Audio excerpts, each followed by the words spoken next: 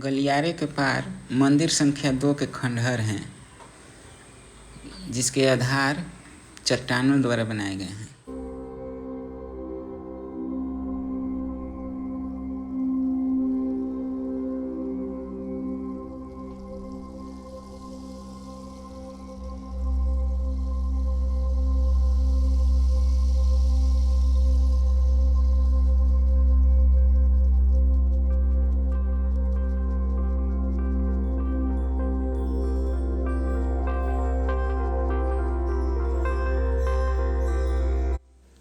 मंदिर संख्या 2।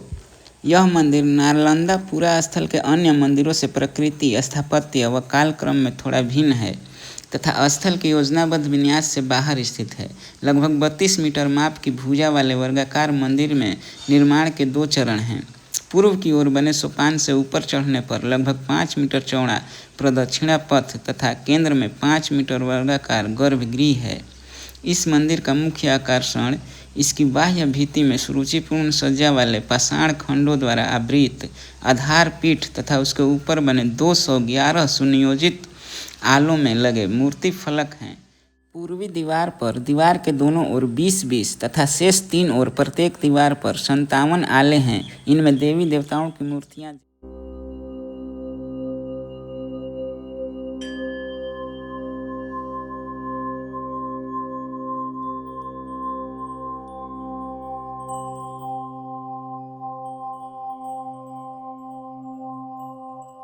बौद्ध मंदिर सराय टीला। वर्ष 1973-74 में भारतीय पुरातत्व सर्वेक्षण द्वारा किए गए उत्खनन के फलस्वरूप इस टीले में एक बहुमंजिले बौद्ध मंदिर के अवशेष प्राप्त हुए हैं। पूर्वी भूमुखी मंदिर में गर्भगृह के सामने मंडप था, जिसकी पार्श्व भित्ति अलंकृत ईंटों द्वारा निर्मित आलों व अर्ध स्तंभों से युक्त है। मंदिर के चारों ओर लगभग 6 मीटर चौड़ा प्रदक्षिणा पथ तथा ऊपर चढ़ने के लिए पूर्वी भुजा के दोनों छोर पर सीढ़ी का प्रावधान है।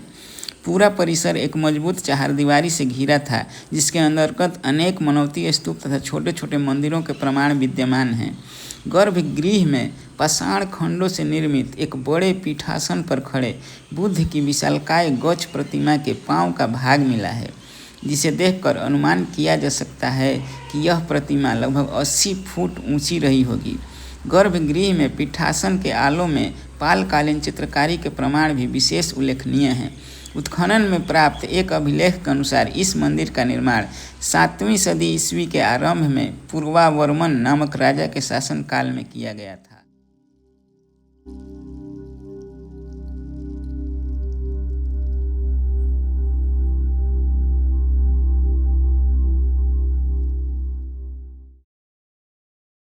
अब मैं पुनः छात्रावास संख्या 7 के पास आ गया।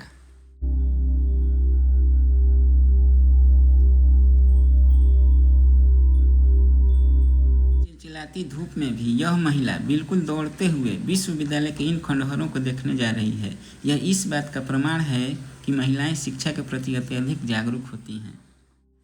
विहार संख्या 8।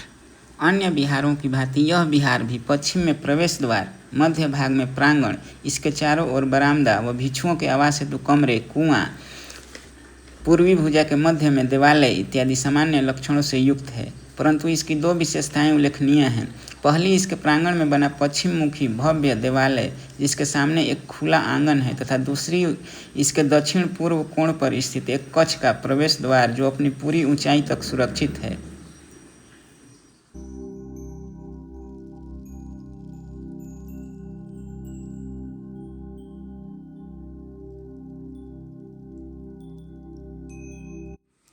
विहार संख्या 9। भिक्षुओं के निमित्त बना 34 कक्षों वाला यह विहार आकार व विन्यास में अन्य विहारों के समतुल्य है। आंगन में एक कुआं, 6 भट्ठियां तथा पूर्वोत्तर कोण पर जल निकासी हेतु नाली बनी है। पूर्वी भुजा के मध्य में देवालय हेतु बड़ा कक्ष, पश्चिम की ओर प्रवेश द्वार।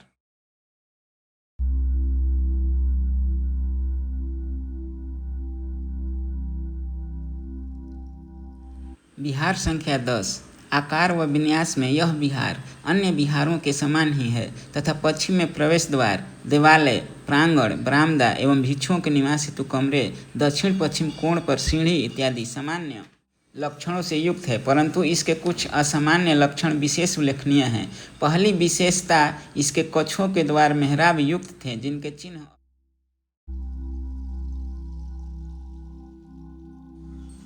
मंदिर संख्या 12।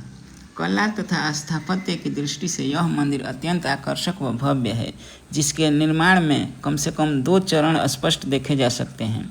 दूसरा चरण पूर्ववर्ती भवन के ध्वंसावशेष पर बनाया गया था। प्रथम चरण के मंदिर की बाहरी दीवार अर्धस्तंभों, सजावटी उभारों तथा आलों से युक्त है, जिसमें गच मूर्तियाँ सजाई गई थी। दूसरे चरण में बाह्य भित्ति प्रायः सादी है। लगभग 52 × 50 मीटर चौकोर ऊंचे चबूतरे पर बने मंदिर का मुख पूर्व दिशा में है तथा पहुंचने के लिए सीढ़ियां बनी है। संरचना के केंद्र में मुख्य मंदिर है तथा चारों कोने पर 4 छोटे मंदिर बने हैं, जिनमें पीठासन पर स्थापित गच निर्मित मूर्ति के चिन्ह अभी भी मौजूद हैं। स्थापत्य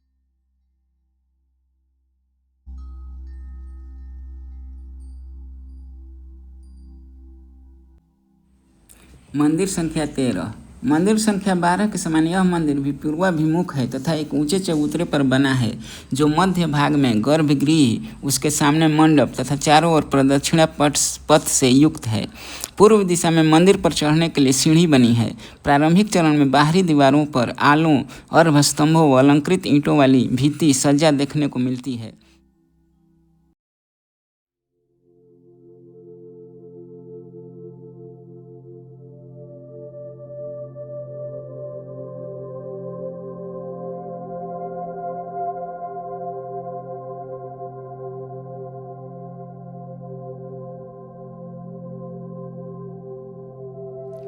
मंदिर संख्या 14।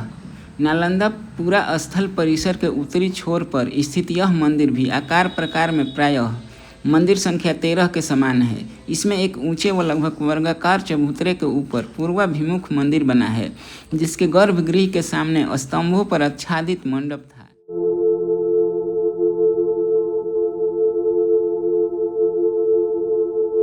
बाह्य भित्ति में प्रारंभिक चरण अलंकृत ईंटों की सज्जा, आलों व अर्धस्तंभों इत्यादि से युक्त है, जबकि परवर्ती चरण प्रायः सादा है।